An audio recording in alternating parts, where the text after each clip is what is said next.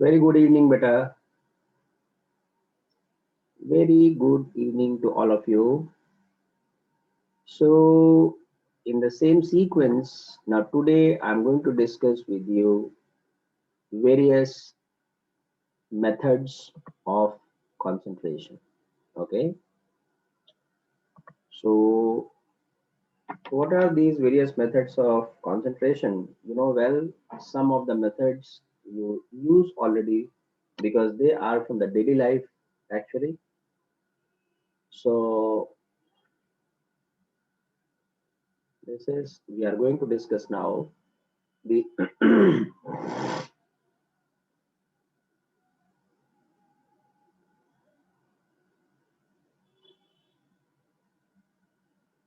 methods of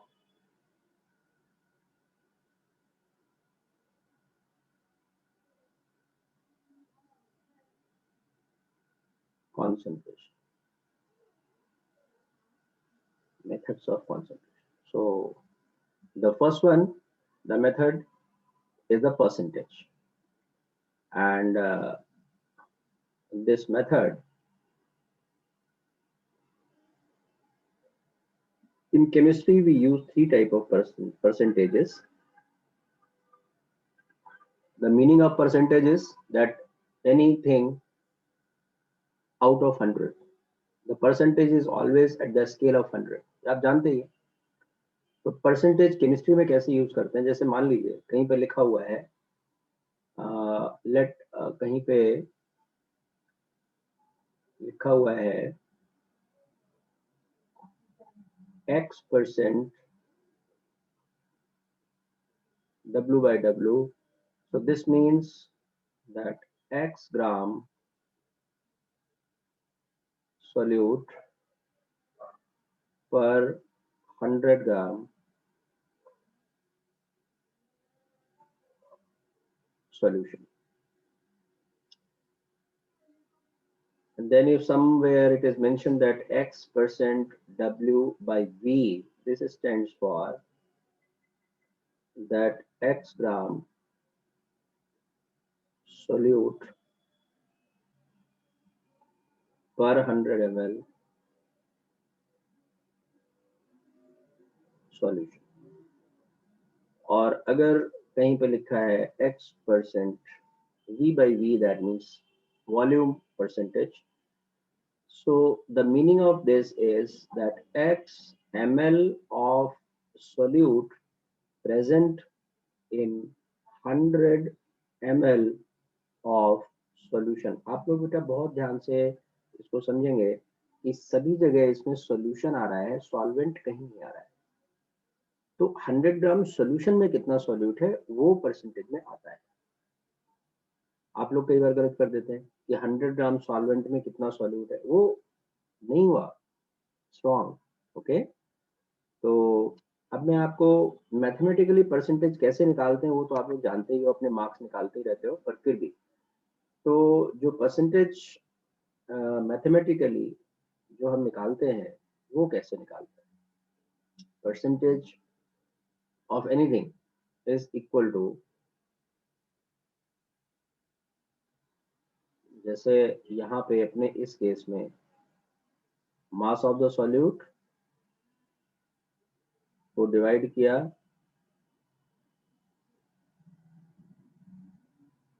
mass of the solution से, और इसको आपने मल्टीप्लाई किया 100 से, तो इट बिकम्स नाउ परसेंटेज। ठीक है, तो इस तरह से आप परसेंटेज को करते हैं। Now I am going to discuss one another method of concentration. So this is another method, that is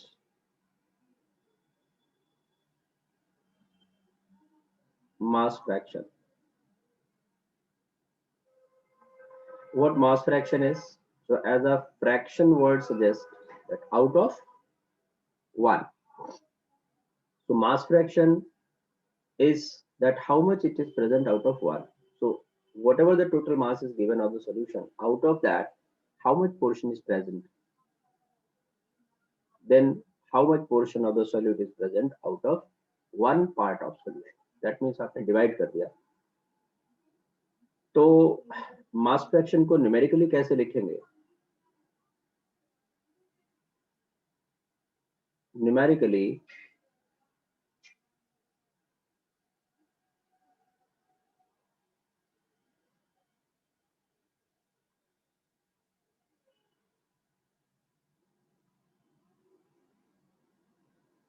mass fraction is equal to mass of solute divided by mass of solution. और ध्यान रखेंगे इनमें denominator में और numerator में मास का unit एक जैसा होना चाहिए, अदरवाइज ये आपको रॉन्ग आंसर देगा. Keep in mind this thing. तो ये हम लोगों ने यूनिट्स एंड डायमेंशंस के इंपॉर्टेंस में सीखा हुआ है और यहाँ पे आपको उसको प्रैक्टिस में लाना है, एक्सरसाइज करना है सेम तरीके से. You have to exercise all these rules together. Just ऐसे नहीं कि जो वैल्यू सामने रखी वही डाल दी. यूनिट्स का आपने ख्याल रखना. तो अब ये जो रिलेशन है जब आप इसको देखेंगे तो आपके सामने एक चीज और आपको समझ आएगी कि भाई परसेंटेज और मास फ्रैक्शन को कोरिलेट किया जा सकता है. तो परसेंटेज और इसको कैसे आप कोरिलेट करेंगे? So this implies that percentage is actually mass fraction, है ना बेटा, मल्टीप्लाइड बाय 100. मास फ्रैक्शन का डेटा दिया हुआ है तो आप उसमें 100 से मल्टीप्लाई करिए, आपको ये मास परसेंटेज दे देगा, परसेंटेज दे देगा. चलिए अब हम आपको आगे ले चलते हैं. ये और एक मेथड आपको हम करवा देते हैं. दिस मेथड इज द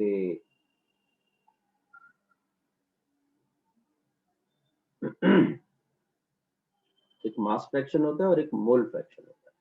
तो मोल फ्रैक्शन क्या होता है उसको भी समझ लेते हैं बेटा, है ना. ये एक मोल फ्रैक्शन होता है, इसको जरा हम समझ लेते हैं. मोल फ्रैक्शन को काई से रिप्रेजेंट किया जाता है. किससे रिप्रेजेंट किया जाता है? इसको पढ़ते हैं काई. इसको पढ़ा जाता है बेटा, इसको पढ़ा जाता है KII, काई पढ़ा जाता है. तो जरा समझ लेते हैं इसको. तो मान लीजिए कि सॉल्वेंट ए है. लेट इन ए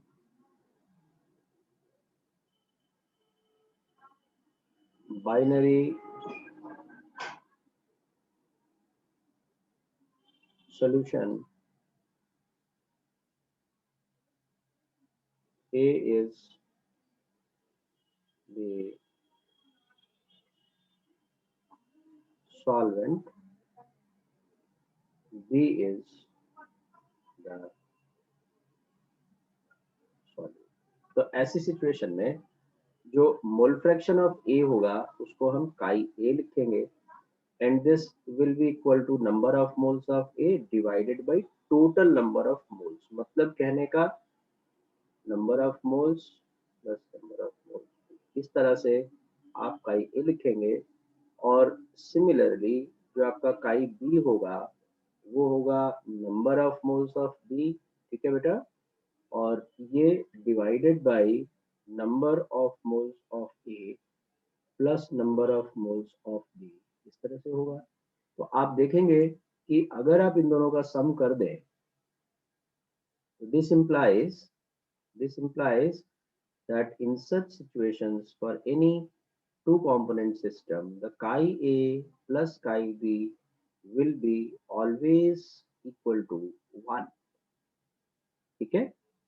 और इसके साथ साथ आप ये भी देखोगे because denominator is same, so the ratio of mole fractions chi A upon chi B, this has to be equal to Na/Nv। ये रिलेशंस आपको बहुत हेल्प करते हैं। अगर आपको मोल फ्रैक्शंस का रेशियो मालूम है, दैट मीन्स कि नंबर ऑफ मोल्स का रेशियो भी आपको मालूम है। ठीक है, so this is your mole fraction. Now I'm giving you one more method of concentration,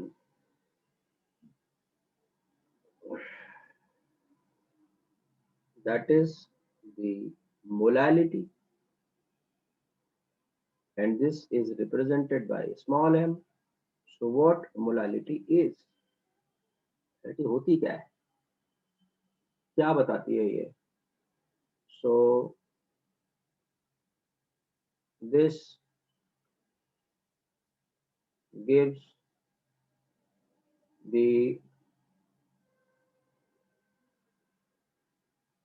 number of moles of solute per kilogram of solvent, per kg of solvent. तो अब इसको न्यूमेरिकली कैसे हम रिप्रेजेंट करेंगे? तो न्यूमेरिकली इसको हम लिखते हैं small m is equal to n solute. n solute में n और सबस्क्रिप्ट में solute. so this n solute is nothing but the number of moles of solute divided by, आप ध्यान से देखना, mass of the solvent in kilogram, ये बनेगा। तो आप ध्यान रखेंगे यूनिट्स का, यहाँ पर नंबर एक तो ये कि सॉल्यूशन नहीं है, सॉल्वेंट है, और दूसरी बात कि यहाँ पर जो मास का यूनिट है वो किलोग्राम होना चाहिए, तब मोलालिटी का रिप्रेजेंटेशन आता है। And one thing more keep in mind that for dilute solutions, so this is one specific statement that you need to learn and understand, that for dilute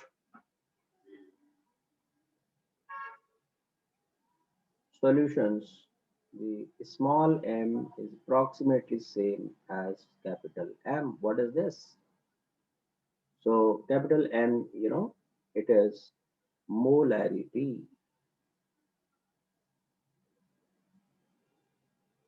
So this is one thumb rule, you can say, and this will help you a lot under certain circumstances. Here capital M is the molarity. So now that we are going to discuss next, that what molarity is. So the next method of concentration, the first we have discussed the percentage, then the mass fraction, then the mole fraction, the molality, then number 5 we are going to discuss the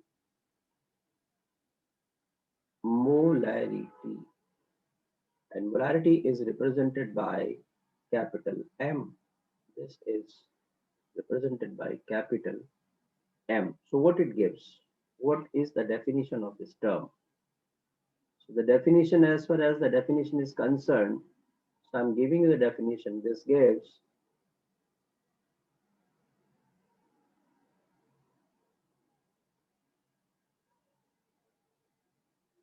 number of moles of solute per liter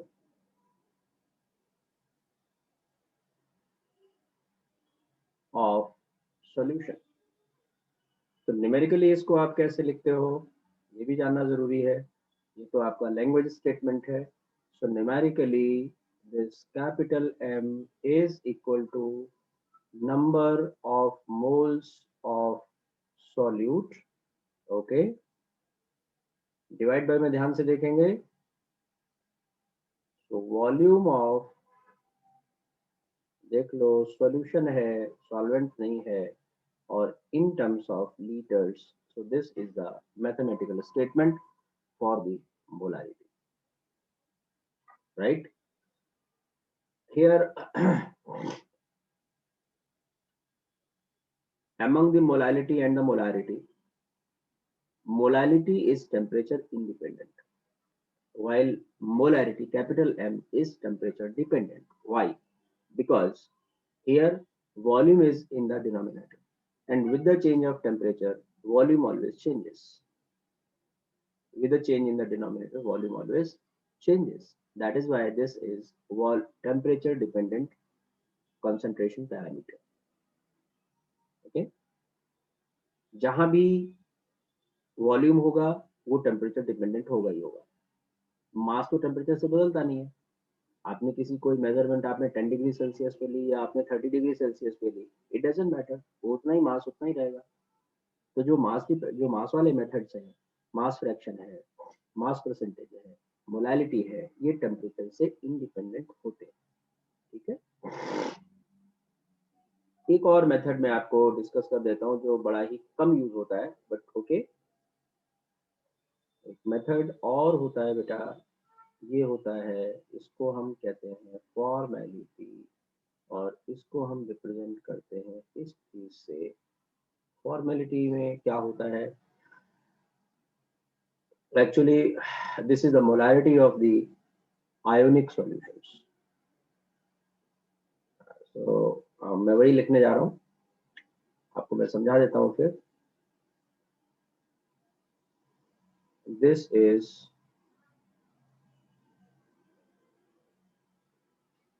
molarity of ionic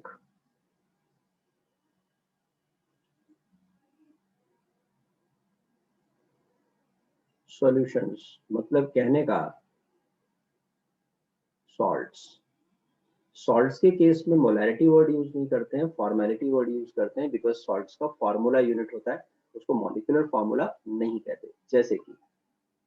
जैसे कि अगर आपने NaCl लिखा तो NaCl का हम कहते हैं फॉर्मूला यूनिट. क्या कहते हैं बेटा? इसको कहते हैं फॉर्मूला यूनिट बोलते हैं. और क्या नहीं बोलते हैं? And not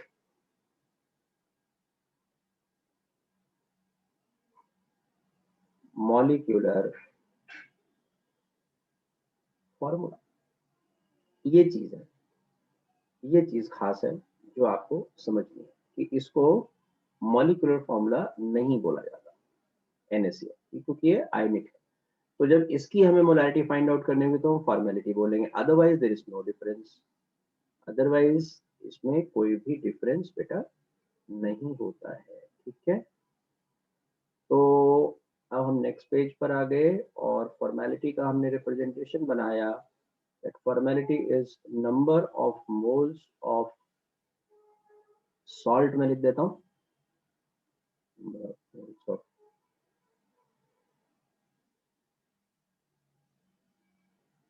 salt divided by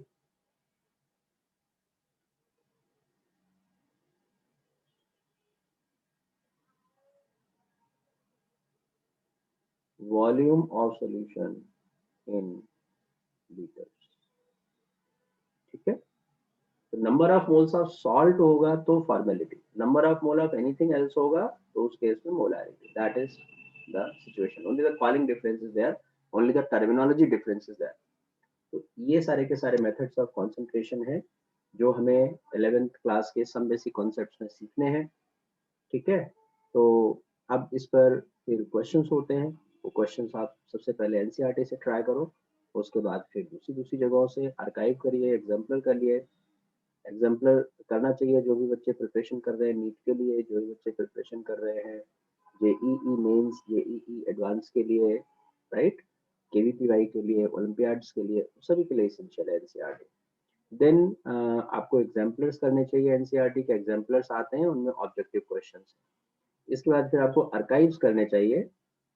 NEET के आर्काइव का मतलब होता है प्रीवियस ईयर्स के क्वेश्चंस का कलेक्शन, और आर्काइव का मतलब ये होता है. तो नीट का करिए, जेई मेंस का करिए, एडवांस का करिए, ठीक है। As per the need of your exam you should attempt the archives. Archives are very important source of preparation for any exam, because उससे क्या होता है, आपका माइंडसेट बनता है, उससे आपकी फ्रीक्वेंसी सेट होती है, उसको आपका उसी लेवल पर सोच का एक पैटर्न जो है वो डेवलप हो जाता है धीरे धीरे करके। तो जिस भी एग्जाम को आप सीरियसली प्रिपेयर कर रहे हैं, उसके प्रीवियस ईयर्स के क्वेश्चंस और क्वेश्चन पेपर्स, ये दोनों ही बहुत अच्छी तरह से करने चाहिए। क्वेश्चंस करिए और फिर क्वेश्चन पेपर्स को भी करिए उसी ड्यूरेशन में, उसी गिवन टाइम में, जितना टाइम मिलता है एग्जामिनेशन हॉल में, उस तरह से, उससे 5 मिनट्स कम में। जैसे मान लीजिए आपको 3 आवर्स मिलते हैं, तो you should attempt your paper in the 2 hours 55 minutes, because 5 minutes को आप वेस्ट मान लीजिए, हो ही जाता है। Some instructions are there, something are there, कुछ और भी कंफ्यूजन होगा, you should give 5 minutes time for all these things, ठीक है। इस तरह से आपको करना चाहिए। So, beta, these are all the methods of concentration. I believe, like in all my classes, that my beloved students are getting all these things and they are understanding it. And further, we will do the practice on these questions, right? Okay, okay, okay. God bless. God bless all of you. God bless all of you. Okay. So.